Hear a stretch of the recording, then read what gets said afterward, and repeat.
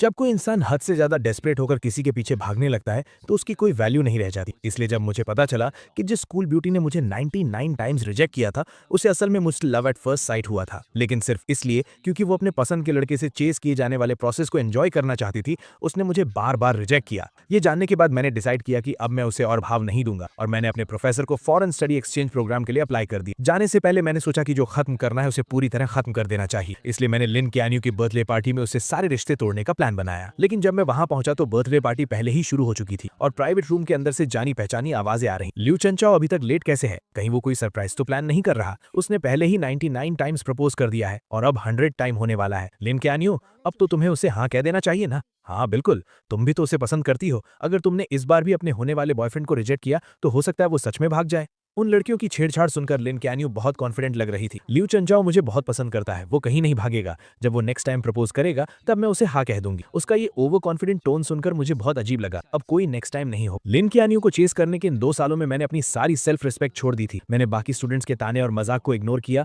और हर रोज उसे खुश करने के लिए नए नए तरीके आजमाए, लेकिन मेरे सच्चे प्यार का कभी कोई जवाब नहीं मिला। मैंने कई बार गिव अप करने का भी सोचा और न जाने कितनी रातें अकेले रोते हुए गुजारी, लेकिन अगले दिन मैं फिर से हिम्मत जुटाकर उसके पीछे लग जाता था। यहाँ तक कि उसके करीब रहने के लिए मैंने उस फॉरेन एक्सचेंज स्टूडेंट प्रोग्राम को भी लगभग छोड़ ही गया था, जिसे पाना बहुत मुश्किल था। जब तक कि उस दिन मैंने गलती से लिन कैन्यू का फोन नहीं देख लिया। तब मुझे पता चला कि लिन कैन्यू को भी मुझसे लव एट फर्स्ट साइट हुआ था। उसने मेरा contact name dear husband save किया हुआ था और उसकी गैलरी में मेरी हजारों फोटोज थी। लेकिन ये जानने के बाद कि वो भी मुझे पसंद करती है, मुझे बिल्कुल भी खुशी नहीं हुई, बल्कि मुझे बहुत गुस्सा आया और सब कुछ एक मजाक लगने लगा। मैं थक चुका हूँ, मैंने हार मान ली है। अब मैं बस जाना चाहता हूँ और लिन कैन्यू की दुनिया से हमेशा के लिए गायब होना चाहता हूँ। जैसे ही मैंने दरवाजा खोला, रूम के अंदर की बातें अचानक रुक गईं। सबने बड़ी चालाकी से मुंह घुमा लिया और दूसरी बातें करने लगे, जैसे उन्होंने मुझे देखा ही ना हो। लिन कैन्यू ने भी अपनी ड्रिंक उठाई और गेम में शामिल हो गई। उसने एकदम कोल्ड सा फेस बना रखा था और मेरी तरफ देखा तक नहीं। मैंने उसकी तरफ देखा और मुझे मानना पड़ा कि उसकी एक्टिंग सच में कमाल की थी। पूरे रूम के लोगों के मुझे इग्नोर करने पर भी मुझे बिल्कुल बुरा नहीं लगा।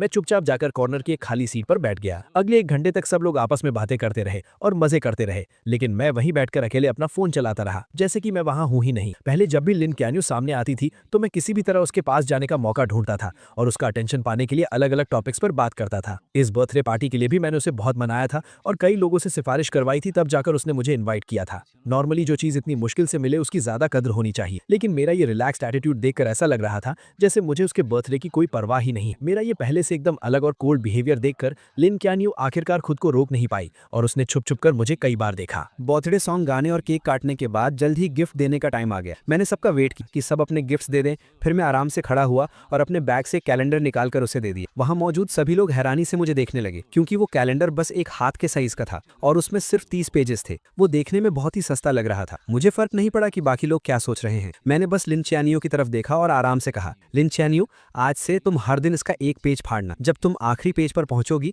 तो तुम्हारे लिए एक सरप्राइज होगा और वही मेरा तुम्हारे लिए लेट बर्थडे गिफ्ट है। ये सुनते ही उसके कुछ रूममेट जोर जोर से हंसने लगे। 100th टाइम प्रपोज करने का प्लान है क्या? तुम में सच में बहुत हिम्मत है। 2 साल हो गए और तुम अभी भी लगे हुए हो। तुम सच में चियानियो को बहुत पसंद करते हो ना? उनकी इन बातों को सुनकर लिन चियानियो ने भी यही सोचा कि ये 100th प्रपोजल का काउंटडाउन कैलेंडर है। उसके होंठों पर हल्की सी स्माइल आई, लेकिन उसने तुरंत उसे छुपा लिया और फिर से अपना कोल्ड फेस बना लिया। मैंने बस ये कहा था कि जब तुम 100 टाइम्स प्रपोज कर लोगे तब मैं इसके बारे में सोचूंगी। मैंने ये नहीं कहा था कि मैं पक्का हाँ कह दूंगी। मुझे पता था कि वो सब गलत समझ रहे थे। आखिरी पेज फाड़ने वाला दिन मेरे प्रपोज करने का दिन नहीं था, बल्कि वो दिन था जब मैं उसकी दुनिया से पूरी तरह गायब होने वाला था। मैंने कुछ एक्सप्लेन नहीं किया, बस हल्का सा हंसा और बोला, लिन चियानियो, मैं इतने टाइम से तुम्हारे पीछे हूँ लेकिन तुम्हें इंप्रेस नहीं कर पाया। मैं सच में जानना चाहता हूँ कि आखिर तुम्हारा आइडियल टाइप कैसा है। मेरे ये पूछते ही पूरा रूम शांत हो गया और सब उसकी तरफ एक अजीब सी नजरों से देखने लगे। लिन चियानियो ने मेरी तरफ घूर कर देखा, कुछ सेकंड्स तक चुप रही और फिर धीरे से बोली, मेरा आइडियल टाइप। उसने अभी बात शुरू ही की थी कि बंद दरवाजा अचानक खुला और सबका अटेंशन उस तरफ चला गया। सबकी नजरों के सामने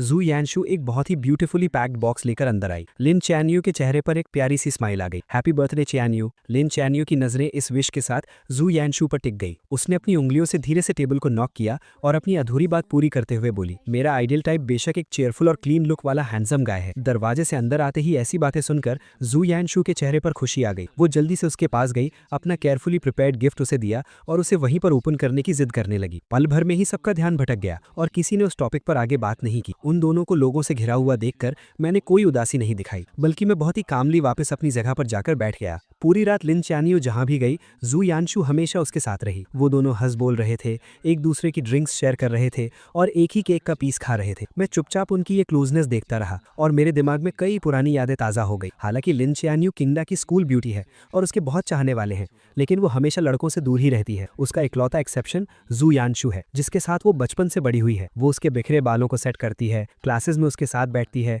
और उसका बैग उठाती है और उसके लिए दूसरे कॉलेजेस की लड़कियों से बैट लगाकर compete करती है। उसकी ये सारी स्पेशल ट्रीटमेंट मेरे दिन में कांटों की तरह चुभती थी। लेकिन सच्चाई पता चलने वाले दिन मुझे समझ आया कि भले ही लिन चानियो और जू यानशु बचपन के दोस्त हों, लेकिन पहले वो इतने क्लोज नहीं थे। जू यानशु पूरा दिन लिन चानियो के पीछे घूमती थी, लेकिन उसने कभी उसे भाव नहीं दिया था। मेरी एंट्री के बाद ही उसने जानबूझकर मेरे सामने जू यानशु के साथ क्लोज होने का नाटक शुरू किया था, सिर्फ इसीलिए ताकि मुझे जेलस फील हो और मैं उसे चेज करने के लिए और ज्यादा मोटिवेट हूँ। इसीलिए अब लिन चानियो को मेरे सामने ये सब नाटक देखकर मुझे सिर्फ हंसी आ रही थी। मैंने अपना ग्लास नीचे रखा, खड़ा हुआ और वॉशरूम चला गया। मैंने अपने चेहरे पर पानी के छींटे मारे, जिससे मुझे थोड़ा होश आया। मैंने अपने बैग से टिश्यू निकाला और चेहरे से पानी पोंछने लगा। मेरा चेहरा ढका हुआ था, इसलिए मुझे पता ही नहीं चला कि अचानक कोई मेरे पास आकर खड़ा हो गया। जब मैंने जू यानशु की वो अजीब सी ताने मारने वाली आवाज सुनी, तब मुझे एहसास हुआ कि कुछ गड़बड़ है। लोचेंजो, तुम इतने सालों से सिस्टर चियानियो के पीछे पड़े हो, लेकिन उसने कभी हाँ नहीं कहा, और तुम्हारी इतनी हिम्मत कि तुम बेशर्मों की तरह इस बर्थडे पार्टी में भी आ गए। मैं तुमसे रिक्वेस्ट करती हूँ, वो तुम्हें बिल्कुल पसंद नहीं करती। क्या तुम्हें थोड़ी भी सेल्फ रिस्पेक्ट नहीं है? तुम बस एक सस्ते डेस्परेट इंसान हो। उसकी बातें सुनकर मेरे चेहरे पर जरा सा भी गुस्सा नहीं। मैंने बस उसे कामली देखा और पूछा, क्या तुम्हारी बकवास खत्म हो गई? जू यानशु को मेरे ऐसे रिएक्शन की उम्मीद नहीं, इसलिए वो कुछ पल के लिए हैरान रह गई। बिल्कुल नहीं। क्या तुम्हें पता है कि पूरा स्कूल तुम्हारे बारे में क्या कहता है? 99 टाइम्स प्रपोज करने वाला डेस्परेट कुत्ता। आखिरकार तुम भी एक स्टूडेंट हो,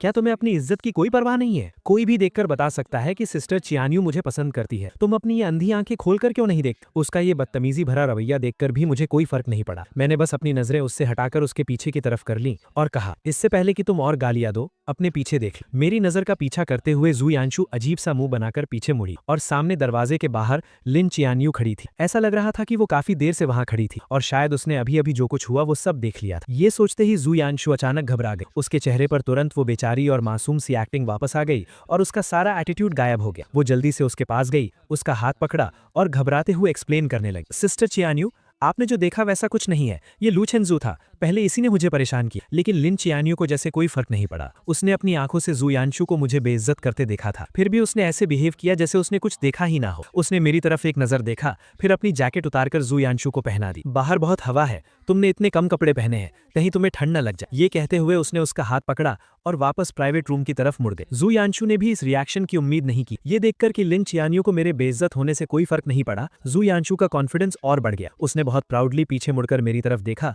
और मुझे एक मजाक उड़ाने वाली स्माइल दी। मेरा सिर नीचे था, इसलिए मैंने जू यानशु का वो ताना नहीं देखा। मैंने गीले टिश्यू को मोड़कर डस्टबिन में फेंका और मुड़कर सीढ़ियों से नीचे चला गया। सीढ़ियां एकदम शांत थी, सिर्फ मेरे कदमों की आवाज आ। उस अंधेरे में जो कुछ भी अभी हुआ वो मेरे दिमाग में घूमने लगा और मेरे होठों पर एक हल्की सी हंसी आ। जब वो जू यानशु को जैकेट पहना रही थी तो उसकी नजरें साफ तौर पर मुझ पर टिकी थी, जबकि उसके मुंह से जू यानशु की फिक्र वाले वर्ड्स निकल रहे थे। मुझे मानना पड़ेगा, उसकी एक्टिंग स्किल्स सच में कमाल। अगर मुझे उसके छुपे हुए इरादों के बारे में पहले से पता ना होता तो शायद मैं सच में उसके धोखे में आ जाता। बाहर जोरों की बारिश हो रही थी और कैब्स लगभग बंद हो चुकी थी। सब लोग बार के दरवाजे पर ही फंस गए थे। लिन चियानियो ने अपने फैमिली ड्राइवर को बुला लिया और कहा कि वो जू यानशु को घर छोड़ेगी। इतनी रात हो गई है, सब जा चुके हैं और लूचेंजू को अकेले यहाँ कैब का वेट करना अच्छा नहीं लगेगा ना। लिन चियानियो ने ड्राइवर से छाता लिया और बोली, उसके पास पैर है, वो खुद चला जाएगा। ये कहकर उसने मेरे रिएक्शन की परवाह किए बिना जू यानशु को लिया और कार में बैठ गए। बारिश में दूर जाती उस स्पोर्ट्स कार को देखकर मुझे कोई फर्क नहीं पड़ा। मैं अपनी कैब ऐप पर कैब ढूंढता रहा। ठंडी हवा में 2 घंटे से ज्यादा वेट करने के बाद जब बारिश थोड़ी रुकी तब आखिरकार एक ड्राइवर ने मेरी राइड एक्सेप्ट की। जब मैं घर पहुंचा तो रात के 2 बज चुके थे। मैं अपने दरवाजे पर गया, पासवर्ड डाला और जैसे ही दरवाजा खुला, सामने वाला दरवाजा भी खुला। आगे से जल्दी आया करो, तुम्हारे दरवाजा खोलने की आवाज बहुत तेज है, मेरी नींद खराब होती है। मैंने देखा कि उसने अभी तक अपने कपड़े भी चेंज नहीं किए थे। मुझे सब समझ आ गया और मैं मन ही मन हंसा। मैंने बस यूं ही बोला और सीधा मुड़कर अपने रूम में चला गया। मैंने लाइट्स ऑन की और दरवाजा बंद कर लिया। जब मैंने जूते चेंज कर लिए तब बाहर से दरवाजा जोर से बंद होने की आवाज आई। मैंने उस पर ध्यान नहीं दिया, अपने कपड़े उतारे, एसी ऑन किया और ब्लैंकेट ओढ़कर सोफा पर लेट गया। ये अपार्टमेंट मैंने 6 महीने पहले स्पेशली तब खरीदा था जब मुझे किसी से पता चला कि लिन चियानियो अपने हॉस्टल से बाहर शिफ्ट हो गई है। उसे चेस करने के लिए मैं भी यहाँ मूव हो गया और उसका नेबर बन गया। सुबह ब्रेकफास्ट देना, रात को गुड नाइट बोलना, हर रोज उससे मिलने के नए नए बहाने ढूंढना, ये सब मैं सिर्फ उसे उसे इम्प्रेस करने के लिए करता था, लेकिन मैं उसकी कितनी भी परवाह कर लूं, वो हमेशा मुझे इग्नोर ही करती थी। लेकिन जब मुझे उसके सीक्रेट के बारे में पता चला, तब मुझे समझ आया कि वो हमेशा बस इग्नोर करने का नाटक कर रही थी। जैसे आज रात वो बहुत पहले घर आ चुकी थी, उसने अपने कपड़े तक चेंज नहीं किए थे क्योंकि वो मेरी सेफ्टी को लेकर परेशान थी, इसलिए वो सोई नहीं। लेकिन मुझे देखते ही वो जानबूझकर उल्टी सीधी बातें करने लगी। मैं उसके इस मुंह पर कुछ और दिल में कुछ वाले नाटक से थक चुका था और अब मैं उसके इस नाटक का हिस्सा नहीं बनना चाहता था। मैंने अपना फोन निकाला, रियल एस्टेट ऐप ओपन किया और इस अपार्टमेंट की सेल लिस्टिंग डाल दी। क्योंकि मैंने जाने का फैसला कर लिया था, तो अब सब कुछ पूरी तरह से खत्म करना ही सही था। अगली सुबह एजेंट घर चेक करने आई। मैं नींद में उठा, दरवाजा खोला और उसे घर की सारी डिटेल्स बता दी। सब देखने के बाद मैं उसे बाहर छोड़ने ही वाला था कि सामने वाला दरवाजा खुल गया। लिन चियान्यू कार की कीज लेकर बाहर जा रही थी। मेरे साथ एक अनजान औरत को देखकर उसकी भौहें अचानक सिकुड़ गईं। ये कौन है? ये मेरी कजन सिस्टर है, कुछ सामान देने आई थी। मैंने बिना किसी झिझक के झूठ बोल दिया। मेरे पास खड़ी एजेंट हैरानी से मुझे देखने लगी, लेकिन वो बहुत प्रोफेशनल थी, इसलिए उसने मेरा झूठ पकड़ा नहीं और एक बहाना बनाकर वहां से चली गई। मैं वापस रूम में गया, कपड़े चेंज किए और स्कूल जाने का प्लान बनाया। लेकिन जैसे ही मैं मुड़ा, एलिवेटर के सामने कोई खड़ा था और रास्ता रोक रखा था। मैंने सिर उठाकर देखा तो वो लिन चियान्यू थी। मुझे थोड़ा अजीब लगा, क्या वो अभी बाहर नहीं जा रही थी? वो अभी तक गई क्यों नहीं? लिन चियान्यू ने मेरी आंखों में वो कंफ्यूजन देखा और थोड़ी ऑकवर्ड होते हुए बोली, आज मैं तुम्हें स्कूल ड्रॉप कर दूंगी। मुझे समझ नहीं आ रहा था कि आज वो एक अलग इंसान की तरह बिहेव क्यों कर रही है, तो मैंने सिर हिलाकर मना कर दिया। लेकिन वो किसी बीमार इंसान की तरह मुझे ड्रॉप करने की जिद करने लगी। उसने बहुत से बहाने बनाए, लेट होने से लेकर रास्ते में पढ़ने तक। जब लगा कि वो एनवायरनमेंट सेव करने वाला बहाना भी देने ही वाली है, तो मैं उससे बहस नहीं कर पाया। मैं और टाइम वेस्ट नहीं करना चाहता था, इसलिए मैं मान गया। पूरे रास्ते हम दोनों ने एक शब्द भी नहीं बोला। कार के अंदर एकदम सन्नाटा था। उसे मेरी बकबक सुनने की आदत थी। अब मुझे इतना शांत देखकर लिन चियान्यू को बहुत अजीब लग रहा था और उसके मन में एक हैरानी सी थी। ऐसा लग रहा था कि ये उसका वहम नहीं है, मैं इन कुछ दिनों में सच में बदल गया हूँ और ये बदलाव उसे अंदर ही अंदर घबरा रहा था। जब हम स्कूल पहुंचे, मैंने अपनी सीट बेल्ट खोली, बस थैंक यू कहा और पहले ही बाहर निकल गया। मैं तेजी से स्कूल गेट के अंदर गया और मैंने नोटिस किया कि वहां से गुजरने वाला हर इंसान मुझे एक बहुत अजीब नजर से घूर रहा है। यही लू चेंजू है, हाँ वही जो ट्रेंडिंग टॉपिक में है। कितनी शर्म की बात है। ये अजीब बातें सुनकर मैंने जल्दी से अपना फोन चेक किया और मुझे मेरे कुछ फ्रेंड्स के भेजे हुए लिंक्स दिखे। मैंने लिंक ओपन किया और देखा कि किसी ने लिन ख्यानयू को चेस करने की मेरी पूरी कहानी गॉसिप पेज पर डाल दी थी और वो ट्रेंड कर रही थी। उस चिंग द डेस्परेट डॉग वाले टाइटल को देखकर मैं एकदम हैरान रह गया। उस टाइटल के अंदर सबसे पॉपुलर पोस्ट वही थी जिसमें मेरे लिन ख्यानयू को चेस करने के सारे किस्से डिटेल में लिखे थे। हर एक छोटी चीज लिखी हुई थी, यहाँ तक कि मेरे लव लेटर्स का कॉन्टेंट भी पब्लिक कर दिया गया था। दूर से मैंने देखा कि स्कूल नोटिस बोर्ड के सामने बहुत सारे लोग जमा। उस बोर्ड पर मेरे लिखे हुए लव लेटर्स चिपकाए गए और वो भीड़ उन पर हंसते हुए मजाक उड़ा रही। अरे बाप रे, तुम्हारी आंखों में डूब जाना कितना क्रिंजी है। 99 लव लेटर्स, ये लव स्ट्रक लोग कितने डरावने होते हैं। क्या ये चिंगदा का नंबर 1 जीनियस नहीं है? ये इतना डेस्परेट कैसे हो सकता है? ये बेइज्जती भरे ताने सुनकर मेरा दिल बैठ। मैं सीधा भीड़ के बीच घुसा और एक एक करके सारे लेटर्स फाड़ने लगा। जब मैं आखिरी लेटर फाड़ रहा था, तभी मेरे कानों में जू यानशू की तीखी और कड़वी आवाज, सिस्टर ख्यान्यू, लू चेंजू ने आपको इतनी बार प्रपोज किया है, आपको उसके लिए कितनी फीलिंग्स है? लिन ख्यान्यू की आवाज हमेशा की तरह एकदम ठंडी थी। उसने सिर्फ एक शब्द, जीरो। दोनों मेन कैरेक्टर्स को मौके पर देखकर और मुझे सरेआम इस तरह बेइज्जत होते हुए देखकर भीड़ की हंसी और भी तेज और बेकाबू हो गई। कुछ तमाशा देखने वालों ने जानबूझकर मुझे ताना मारते हुए पूछा, लू चेंजू, तुमने 99 टाइम्स प्रपोज किया और बदले में तुम्हें जीरो मिला, क्या तुम्हें और मेहनत नहीं करनी चाहिए? तुम्हारा नेक्स्ट प्रपोजल कब होने वाला है? हम सब भी देखने आएंगे और तुम्हें कुछ टिप्स भी देंगे, कैसा रहेगा? मैंने अपने हाथों में उन फटे हुए लव लेटर्स को कसकर पकड़ ली, इतनी जोर से कि मेरी उंगलियां सफेद पड़ गई। कुछ बातें मेरे होठों तक आईं और मैं कुछ बोलने ही वाला था, लेकिन चारों तरफ से मुझे घूरती उन नजरों को देखकर मैंने खुद को रोक लिया। मैंने अपने हाथों में उन लेटर्स को हवा में ऊंचा उठाया जैसे कोई बैटल फ्लैग लहरा रहा हो और जोर से अनाउंस, ठीक है, 100वां प्रपोजल, स्कूल के सेंट्रल स्क्वायर में 3 दिसंबर की सुबह 9 बजे। पूरे स्कूल के स्टूडेंट्स अपने दोस्तों के साथ इसे देखने के लिए इन्वाइटेड है। ये कहने के बाद मैंने परवाह नहीं की कि वहां खड़े लोग क्या रिएक्शन दे रहे हैं। मैं अपना सिर ऊंचा करके पूरे कॉन्फिडेंस के साथ वहां से चला गया। उस सुबह मैं अपनी क्लासेस में नहीं गया। मैं वापस घर आ गया और मैंने अपने पास रखे उन सभी लव लेटर्स को एक एक करके फाड़ा, उन्हें जलाकर राख कर दिया और फिर फ्लश कर दिया। वीकेंड पर एक क्लब जो काफी टाइम से इनएक्टिव था, उसने अचानक मीटअप का मैसेज भेजा। मुझे वैसे भी अपनी क्लब रेजिग्नेशन एप्लीकेशन देनी थी, तो मैं वहां चला गया। लेकिन जैसे ही मैंने दरवाजा खोला, मैंने देखा कि लिन ख्यान्यू, जो कभी इन इवेंट्स में नहीं आती थी, वो भी आज हैरानी से वहां मौजूद। मैंने उसे इग्नोर किया और सीधा कॉर्नर में जाकर बैठ गया। मुझे देखते ही जू यानशू के कुछ दोस्तों ने नाटक शुरू कर, ख्यान्यू यहाँ आने के लिए कैसे मान गई? बेशक इसलिए क्योंकि यान यांशु को पार्टी करना पसंद है। सब जानते हैं कि हमारी स्कूल ब्यूटी सिर्फ यांशु की बात मानती। मुझे उनके इन सस्ते नाटकों में कोई इंटरेस्ट नहीं, इसलिए मैंने बस कुछ ऑरेंजेस लिए और उन्हें छील कर खाने। जब सब लोग जमा हो गए तो प्रेसिडेंट ने गेम शुरू करने की अनाउंसमेंट। मुझे कोई इंटरेस्ट नहीं था, लेकिन मुझे जबरदस्ती खींचा गया और मुझे बिना मन के इस बोरिंग ट्रूथ और डेयर गेम को खेलना पड़ा। 7-8 राउंड्स के बाद आखिरकार लिन ख्यानयू हार गई। सब लोग एक्साइटमेंट भी चिल्लाने लगे। लिन स्कूल ब्यूटी को डेयर मिला है, कमरे में मौजूद किसी भी ऑपोजिट जेंडर को 3 मिनट तक किस करना। जल्दी बताओ स्कूल ब्यूटी ये डेयर पूरा करने के लिए किसे सिलेक्ट कर। मुझे पता था कि वो मुझे नहीं चुनेगी और मुझे फर्क भी नहीं पड़ता था कि वो किसे चुनती। मैं बस अपना सिर नीचे किए अपने हाथ में रखे डाइस के साथ खेलता रहा और बिल्कुल मेरी उम्मीद के मुताबिक लिन ख्यानयू ने जू यांशु को चुना। लेकिन उसने एक शर्त रखी कि कमरे की सारी लाइट्स बंद कर दी जाएं। कमरे में घुप अंधेरा था और सिर्फ सांसों की आवाजें सुनाई दे रही। 3 मिनट बाद लाइट्स ऑन हो। लिन कैन्यू आकर अपनी जगह बैठ गए, लेकिन जोयांशु वहीं खड़ी हैरान थी और उसका चेहरा उतरा हुआ था क्योंकि लिन कैन्यू ने उसे किस नहीं किया था। मैंने बस एक नजर उसकी तरफ देखा, तभी प्रेसिडेंट ने नेक्स्ट राउंड शुरू करने को कहा। मैंने अपने हाथ की 3 डाइस बिना सोचे समझे फेंक दी। बदकिस्मती से तीनों डाइस पर एक आया, जो सबसे लोवेस्ट स्कोर था। मैंने बिना कुछ कहे कार्ड्स के पाइल से एक कार्ड निकाला और वो वही सेम डेयर था, बिल्कुल सेम पनिशमेंट। पल भर में कमरे के सभी लोग एक्साइट हो गए और उनकी नजरें मेरे, लिन कैन्यू और जोयांशु के बीच घूमने लगी। मैंने ऐसे प्रिटेंड किया जैसे मैं कुछ देख ही नहीं रहा। मैंने गेम का पॉइंटर घुमा दिया और वो मेरे सामने बैठी एक जूनियर गर्ल पर जाकर रुका। सबको लगा कि मैं पीछे हटने वाला हूँ। मैंने उस जूनियर से कहा, सॉरी, तुम्हें थोड़ी परेशानी होगी। वो जूनियर एकदम कंफ्यूज थी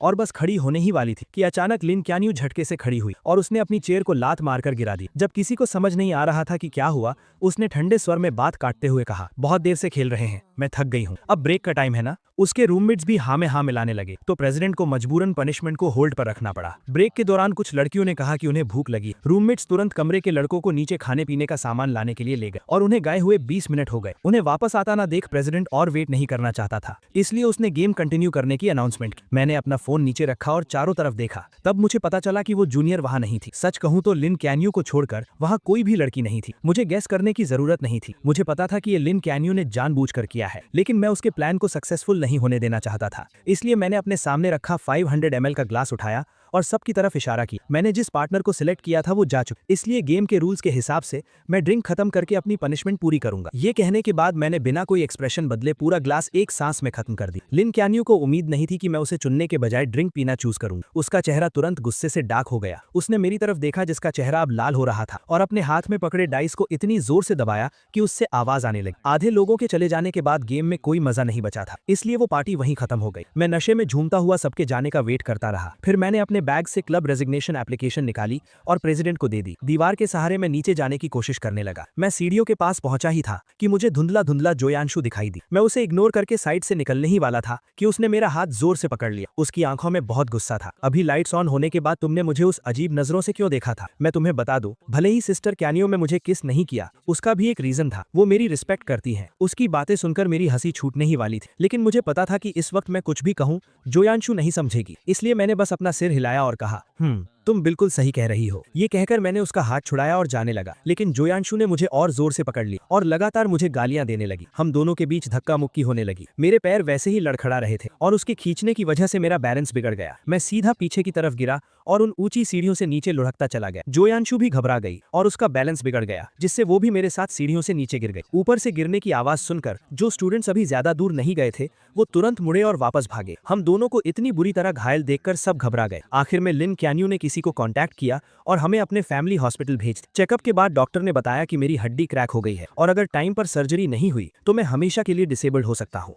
जब से उसे पता चला कि हमें चोट लगी है, उसकी नजरें मुझसे एक पल के लिए भी नहीं हटी। मेरे पीले पड़े चेहरे और माथे से टपकते पसीने को देखकर ऐसा लग रहा था जैसे वो भी मेरे दर्द को फील कर रही थी और उसका दिल भी दर्द से तड़प रहा था। ऑपरेशन थिएटर रेडी था, लेकिन हॉस्पिटल में अभी सिर्फ एक ही एक्सपर्ट डॉक्टर मौजूद था जो ये सर्जरी कर सकता था। लिन क्यून्यू को डिसाइड करना था कि पहले सर्जरी किसकी होगी। उसने बिना सोचे मेरी तरफ देखा और मेरी नजरें भी उसी पर थी। मेरी उन आंखों में अब पहले वाला प्यार और पागलपन नहीं था, बस एक मरे हुए तालाब जैसी शांति थी। मेरी उस नजर को देखकर लिन क्यून्यू का दिल जोर से कांप उठा। मिस, प्लीज जल्दी डिसाइड कीजिए, पहले की सर्जरी करनी है। मैं स्ट्रेचर पर अपने पीले पड़े चेहरे के साथ लेटा हुआ था। बेहोश होने से ठीक एक सेकंड पहले मैंने लिन क्यून्यू को पूरे कॉन्फिडेंस के साथ एक नाम लेते हुए सुना, जुयांशु। पहले जुयांशु को बचाओ। जल्दी ही डॉक्टर्स जुयांशु को ऑपरेशन थिएटर में ले गए। जैसे ही वो दरवाजा बंद हुआ मैं पूरी तरह से बेहोश हो गया। जब मुझे दोबारा होश आया तब तक एक दिन बीत चुका था। आंखें खोलते ही सबसे पहले मैंने अपने पैरों को हाथ लगाकर चेक किया। जब मुझे फील हुआ कि मेरे पैर अभी भी सही सलामत हैं, तब जाकर मैंने चैन की सांस ली। मेरी आंखों से खुशी के आंसू छलक पड़े। थैंक गॉड, मैं डिसेबल्ड नहीं हुआ। खबर मिलते ही मेरे पेरेंट्स तुरंत आ गए और मुझे टॉप फ्लोर के वीआईपी वार्ड में शिफ्ट कर दिया, जहां वो मेरी देखभाल करने लगे। 2 घंटे बाद जू यांशु को मेरे ठीक सामने वाले वार्ड में शिफ्ट किया गया। लिन क्यून्यू खुद उसका हाथ पकड़कर उसे अंदर लेकर आई। चेकअप्स में आसानी हो इसलिए दोनों वार्ड्स के दरवाजे खुले हुए थे और मैं सामने वाले वार्ड में जो कुछ भी हो रहा था वो सब साफ साफ सुन सकता था। जू यांशु दर्द से परेशान थी